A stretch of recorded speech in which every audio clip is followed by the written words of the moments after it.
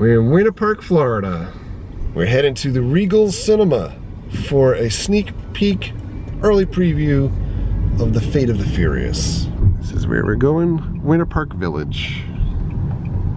And this is specifically where we're going, to the Regal Cinemas. You have arrived at your destination. And there is the line finished. already for people waiting for free tickets. People that park over the line. I don't get it. Alright, so this is the deal. For anybody who has never been to one of these previews before, you sign up online. There's things that you can sign up on, like Gofobo or a bunch of different sites. This came from Universal Pictures themselves. They send you a pass. It's kind of still first come, first serve to be able to get in the theater. That's why there was a line outside. You cannot bring any recording devices inside. Sometimes they even tell you you can't bring your phone, but that means I need to leave this camera in the car, and I'm going to at least try to take the phone.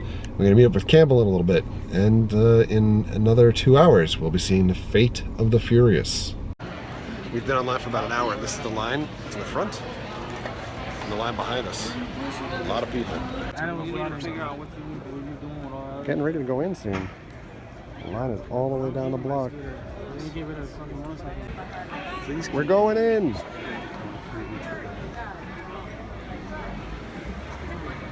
Just saw the movie. Time to get a late dinner at Wawa. Sandwich. Hoagie Palooza. Hoagie Palooza? We're with Campbell, by the way. Hoagie Palooza? Hoagie Fest. Hoagie Fest, Florida 2017. Not to be confused with Hoagie Palooza, the other much coveted sandwich. Soda Palooza. Oh, yes. Soda Palooza and Hoagie Fest. I know my fast food $5 sandwiches at the gas station. Back home from The Fate of Furious. Full review coming tomorrow. Just need a little bit of time to get thoughts together and record things, maybe with a special guest. We'll have to see about that. And edit stuff from yesterday. So a little bit of editing. We'll get back to the movie tomorrow. So for now, here we go. All right. So it is a day later. No longer wearing my Toretto Garage shirt. Drew missed it all. Drew went to the world premiere of Fate of the Furious, red carpet, shot everything in vertical video, got negative comments on the stuff that we posted on the channel, but he's now back. Fate of the Furious, or Fast and the Furious for Drew, is like Star Wars for me. This is his baby. It's his franchise. He begged me and told me, you got to keep watching these movies. I had watched up to 4, and I was like, these are the stupidest things in the world at some point. Everything possible in life is solved by racing a car. But I stuck it out. And I will say that 5 was great for me, but I loved 7 the best until we went to the preview yesterday. And if you are watching this, you should know now, this is going to be we'll start with a quick review of just like what we think out of 5, and then we're going to go full spoilers. So for Drew's perspective, what do you give the movie out of 5? Well, I mean, I'm not going to review it like as if it's a critically acclaimed movie where it's like something like Hacksaw Ridge where it's like 5 out of 5. But oh my for a god, fun my factor, iPhone thing just popped up on the screen. All right, so we had a technical difficulty there for a second.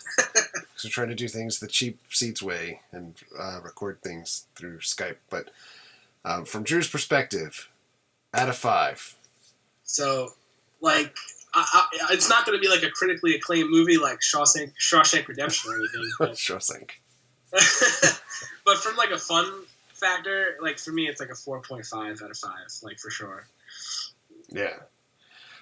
And for me, I also say, like, you got to suspend disbelief when you're watching these movies because it's beyond. There's suspending disbelief, and then there's just what it's like, kind of like watching a Saturday morning cartoon, and you're just like, what could possibly happen? But I probably would give it like a 4 or 4.5 out of 5. I genuinely love this movie. I did. So good. So from that point.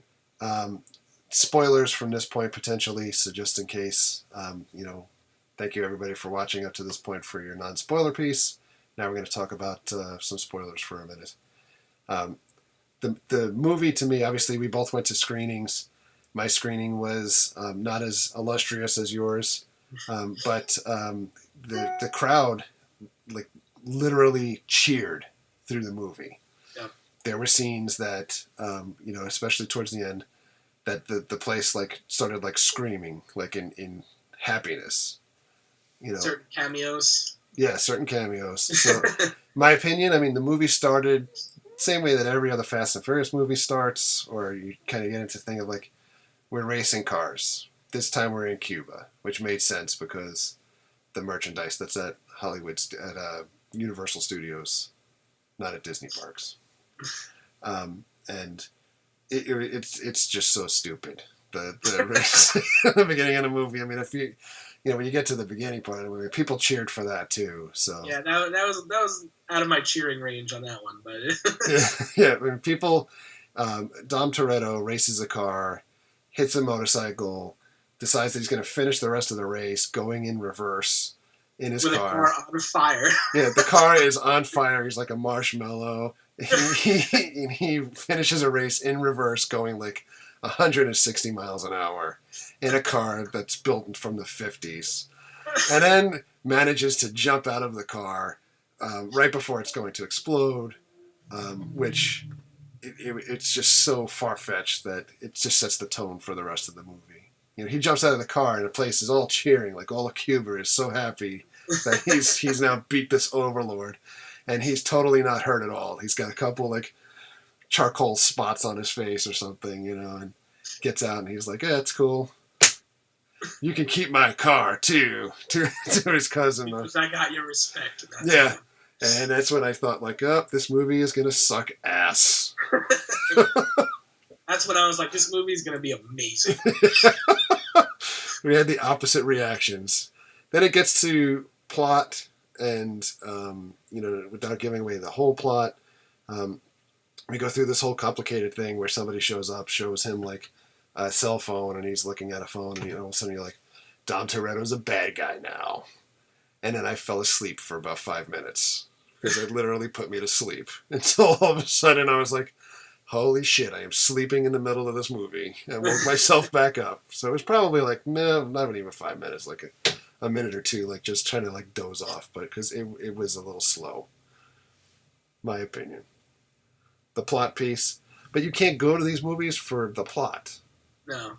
The plot is just what gets the action from point A to point B. Yeah. But surprisingly, I mean, towards the end of the movie, the people that actually put this stuff together or write it, like this movie more so than any of the other ones in the franchise, I thought, tied everything together. So, people always make fun of me when I've been saying since 5, they did a really good job of tying everything together.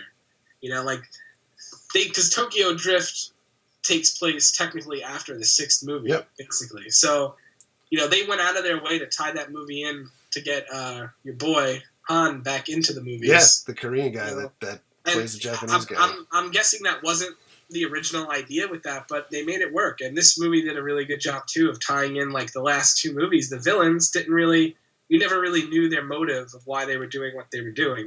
Yeah. Well, all of a sudden it's like, and another thing with these movies, like, as far as suspending disbelief, it's like, everybody that's a bad guy eventually is a good guy. Like, everybody, it's kind of like the Attitude Era of the WWE back, in the 90s, where it was just shades of gray. We're just doing shades of gray. This movie has, like, 3 heel turns and face turns. Yeah, you're just like, what? It's a roller coaster of emotion. Yeah, because there was a part of the movie that I went with my friend Campbell, and like he was like, "What just happened?" Like, all of a sudden he's just like, "Just go with the flow, dude." But it brings this movie more. Like I said, the end of the movie brings everything together. So there were characters that I've bitched about for the last 2 movies that just disappeared, and they were some of my favorite characters, and all of a sudden they're back, in this movie. And it was great. That was one of the things that people cheered, I think, the most about. Not only were they back, but like almost everybody from the franchise that was still alive, at least, was back. Yeah. And it I don't know where they go from here, but this was a really fun ride from the beginning to, at least from first 15 minutes or so, all the way in. And there's so much unbelievable things. The first thing I did, like when we got done with the movie, is I texted you and I was like, I thought The Rock was going to ride a missile. Right? So somehow a submarine, I think was it the submarine or was it the car that shot a missile? Yeah, it's a submarine. Yeah, and it's going along this. First of all the cars can drive perfectly on ice, which is hilarious. Yeah, one car cannot. but that door is bulletproof. All of a sudden, but they the Rock sees a missile pull up alongside of him. He opens his door, asks somebody to take the wheel, grabs onto the thing, and I was like, he is gonna ride that missile, dude. He's gonna get out and ride that thing and steer it somewhere else. But he just casually moves it to the left, and then it picks back up speed again and shoots past them. They're going at a perfect rate of speed with it. But once he pushes it, to the side, it just picks up again. Yeah, he could see it coming out of the mirror. So it's going faster than him, but then it slows down. The missile's next to the Rock, and it's like, hey, I'm going to blow that shit up there. It's the Rock. The laws of gravity do not apply. Yeah, He's a superhero in this movie, basically. And I think I've struggled because we've talked about this before. Like, who's the star? Is the star Vin Diesel? Is the star The Rock? And I think that was their whole feud. Going into this behind the scenes. But I came out of the movie, and the one person I thought was the biggest star of the movie was Jason Statham. Surprise.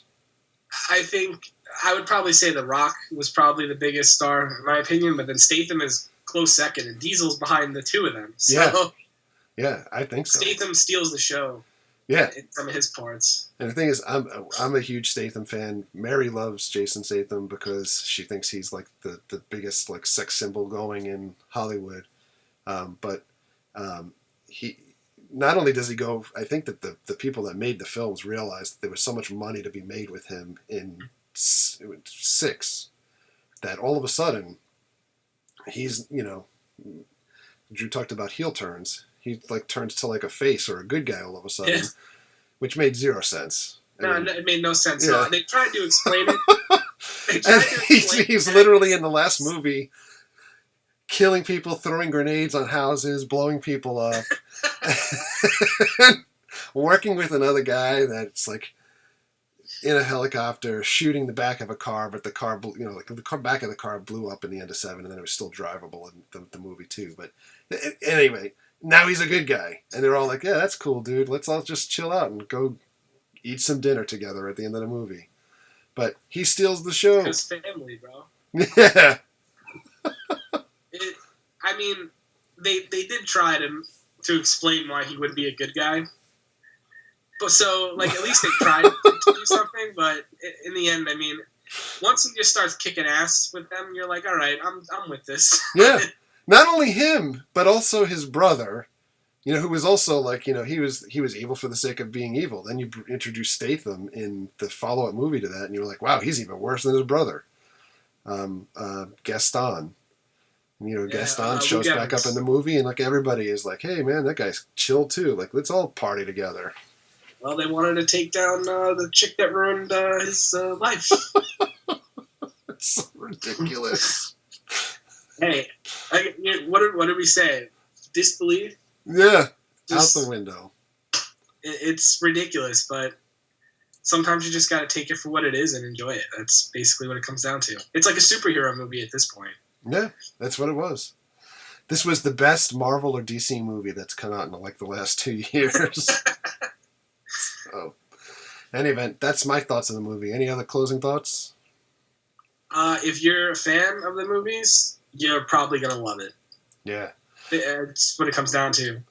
There is no end credit scene either, so like I sat in a seat like a dummy and watched. There's so many credits, it's unbelievable. But interestingly enough, at the end of all of the credits, the tag screen that came up at the end was for Universal Parks and Resorts. And the only coming attraction that we saw too was that the ride was coming next year. Yeah, we didn't have any coming attractions at our screening, but that's another thing. Now with the ride coming, it's going to be interesting to see because, like in the supercharged ride in California, Luke Evans is the villain, but now he's a good guy again. Yeah, so they got to have to change it. Yeah, that's interesting, but that's all we have for now. So definitely go back. Go back, yeah. I would definitely go see it. Support the franchise. Yes. I'm going to stop recording now. All right, everybody. That is just about it Fast and the Furious, Fate of the Furious coverage. We're going to sign off for now, and then it becomes Star Wars Mania for the next few days with Star Wars Celebration coming to town. But for now, thank you for all of your likes. Thank you for your comments. Thank you for your subscriptions. Treat others the way you want to be treated. Have a great night. We'll see you guys. Do it!